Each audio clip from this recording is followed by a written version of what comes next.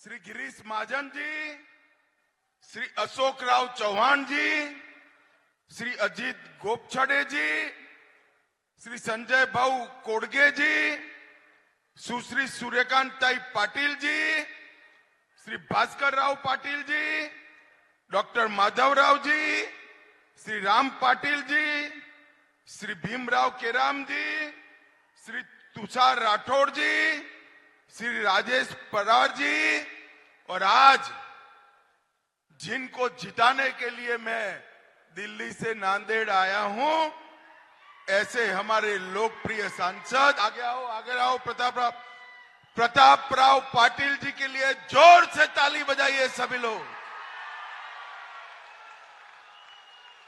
और आज की सभा में इतने विपरीत माहौल में बारिश होने की तैयारी होने के बावजूद इतनी बड़ी संख्या में आए हुए प्यारे भाइयों, बहनों, माताओं और मेरे जिगर के टुकड़े जैसे युवा मित्रों, आप सभी को नमस्कार। सबसे पहले तो भाई सेट कर बैठ जाओ सभी लोग, जरा प्लीज बैठ जाइए, बैठ जाइए।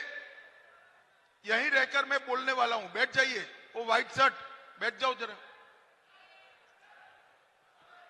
सबसे पहले अभी गुड़ी पड़वा गया है, नए साल की मैं आप सभी को बहुत बहुत शुभकामनाएं और बधाई देना चाहता हूं। आज मैं जब यहां आया हूं तब राहेर नरसिंह मंदिर, कोलंबी मठ, दत्त प्रभु और सरबंस दानी दसम पिता गुरु गोविंद सिंह जी को प्रणाम कर मेरी बात की शुरुआत करना चाहता हूं। आज महात्मा ज्योतिराव की जन्मतिथि है। महात्मा ज्योतिराव ने इस देश में सामाजिक क्रांति लाने में बहुत बड़ी भूमिका अदा की है। आज इस अवसर पर दोनों ज्योतिराव और सावित्रीबाई दोनों को प्रणाम कर मेरे बात की शुरुआत करना चाहता हूं। भाई और बहनों, थोड़ा मौसम बिगड़ गया है। कांग्रेस वालों को लगता है कि मौसम बिगड़ा है, मगर मैं उनको बताने आया हूं मौसम नांदेड़ का बिगड़ा है।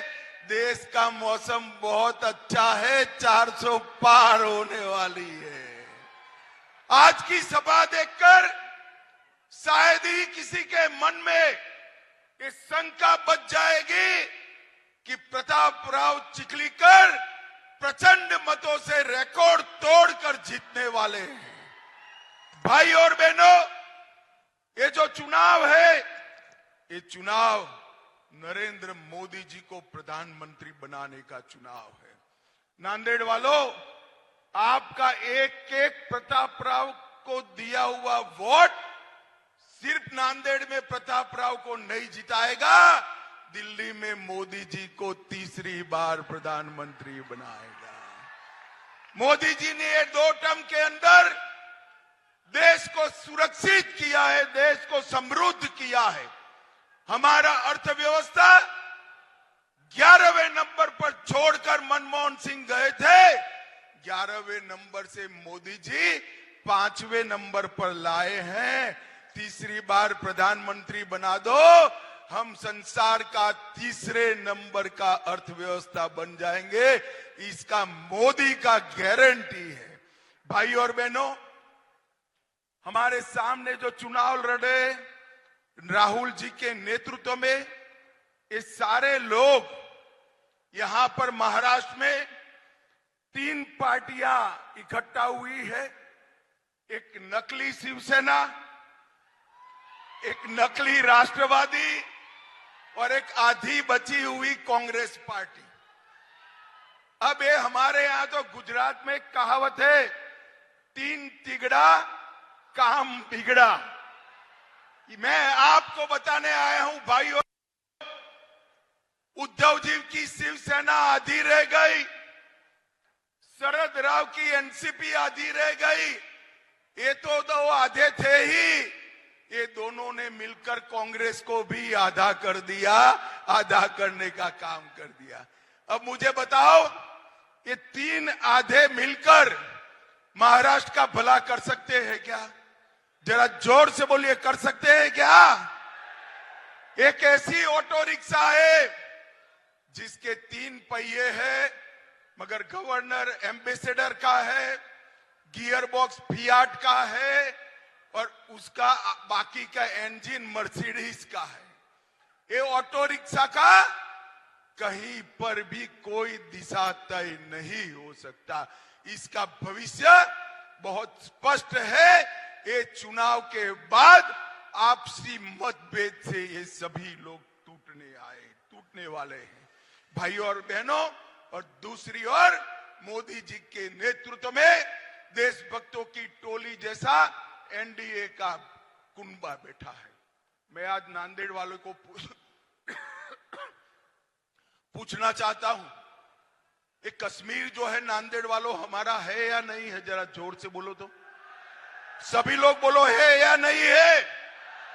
ये खड़गे जी कहते हैं कि राजस्थान और महाराष्ट्र का कश्मीर से क्या लेन देन है? अरे खड़गे साहब, नांदेड़ का बच्चा बच्चा कश्मीर के लिए लड़ाई करने के लिए तैयार है। भाई और बहनों, मुझे बताओ, ये धारा 370 हटनी चाहिए थी या नहीं हटनी चाहिए थी? जोर से बोलो, हटनी चाहिए थी या नहीं हटनी चाहिए थी? कांग्रेस पार्टी 70 साल से धारा 370 को एक अनोरस बच्चे की तरह संभाल कर रखी थी। मोदी जी ने धारा 370 को 5 अगस्त 2019 को खत्म कर हमेशा के लिए कश्मीर को भारत का हिस्सा बनाने का काम नरेंद्र मोदी जी ने किया है। 10 साल तक ये सरकार चली, सोनिया मनमोहन की सरकार चली। आए दिन पाकिस्तान से आलिया मालिया जमालिया आते थे, बम धमाके करते थे और चले जाते थे। एक शब्द मनमोहन सिंह के मुंह से नहीं निकलता था। 2014 में आपने मोदी जी को प्रधानमंत्री बनाया। मोदी जी ने कश्मीर को अलग नजरिए से देखने का सर, उनके समय में भी पुलवामा और उरी हुआ, मगर 10 ही दिन में मोदी जी ने सर्जिकल स्ट्राइक और एयर स्ट्राइक कर पाकिस्तान के घर में घुसकर आतंकवादियों का सफाया करने का काम नरेंद्र मोदी जी ने किया। नरेंद्र मोदी जी ने पूरी दुनिया में एक संदेश भेजा है कि हमारे देश की सेना और हमारे देश की सीमा, उसके साथ छेड़खानी नहीं करते, वरना जवाब सहन करना पड़ता है। ये बात नरेंद्र मोदी। यहां से थोड़े दूर तक कभी नक्सलवाद फैला हुआ था।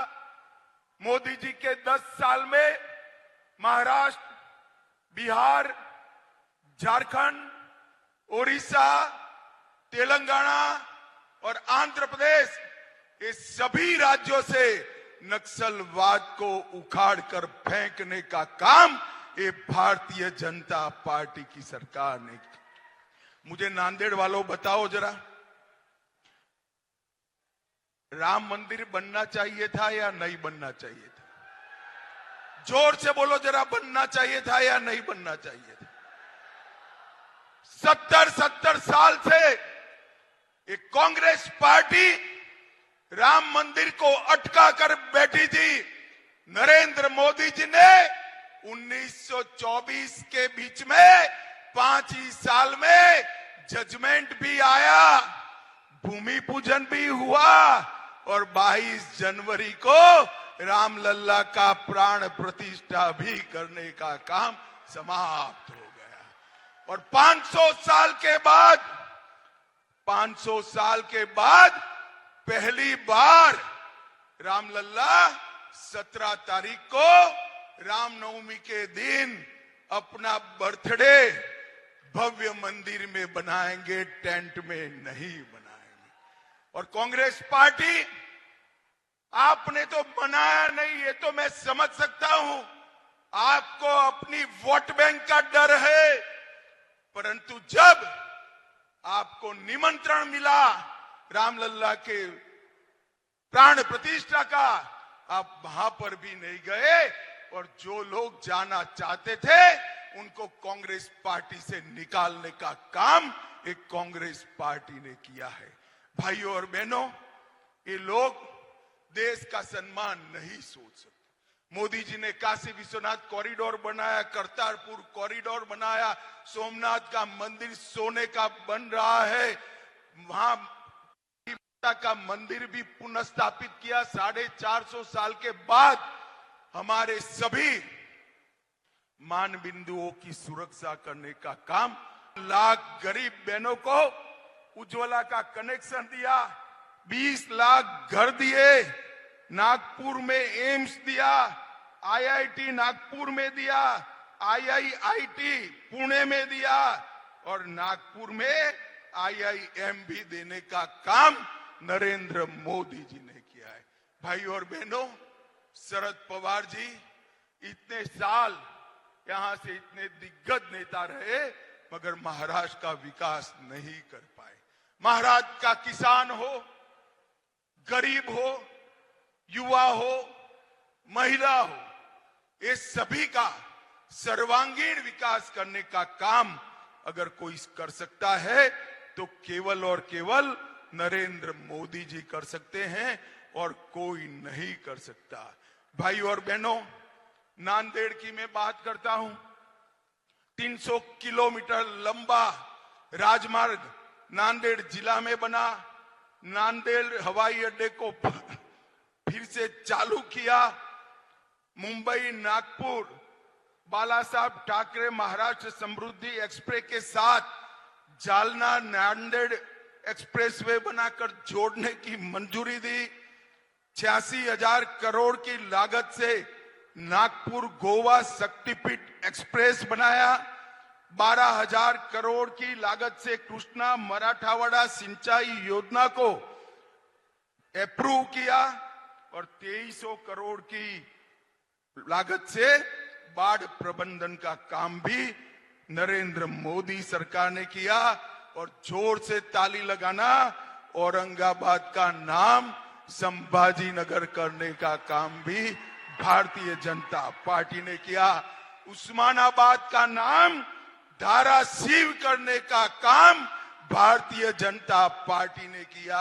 और स्थिति देखिए, बाला साहब मांग करते थे कि इसका नाम संभाजी नगर हो, शरद पवार जी विरोध करते थे।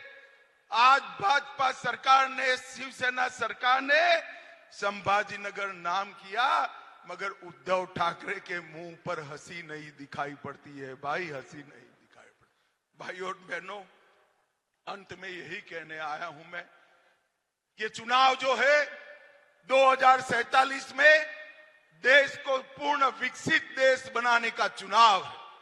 मोदी जी को तीसरी बार प्रधानमंत्री बनाने का मत है। मजबूत भारत की नींव डालने का काम, एक ऐसा भारत जिसके सामने कोई नजर उठाकर देख न पाए, एक ऐसा भारत जो भारत सर्व दिशा में, सर्व क्षेत्र में, समग्र विश्व में एक नंबर हो, इस ऐसा भारत बनाने का ये चुनाव है। और हमने प्रतापराव चिखलीकर को आपके सामने प्रत्याशी बनाकर उठाया है। मैं निवेदन करने आया हूं नांदेड़ की जनता को, हमारे भाई प्रतापराव जी को बड़े बहुमत से, प्रचंड बहुमत से जिताएं। मुझे बताओ जोर से, सभी लोग अंत तक बताएं, प्रतापराव जी को जिताएंगे क्या? जोर से बोलो, जिताएंगे। कमल के निशान पर बटन दबाएंगे। मोदी जी को तीसरी बार प्रधानमंत्री बनाएंगे। 400 पार कराएंगे। मजबूत और सशक्त भारत बनाएंगे। तो मेरे साथ दोनों हाथ उठाकर बोलिए, दोनों हाथ उठाइए, मुट्ठी भींचिए और प्रचंड आवाज से बोलिए, भारत माता की, भारत माता की जय श्री राम, जय जय श्री राम. श्रावण पाटील भिलवंडे यांना विनंती करतो त्यांनी सभेचं आभार प्रदर्शन करावं.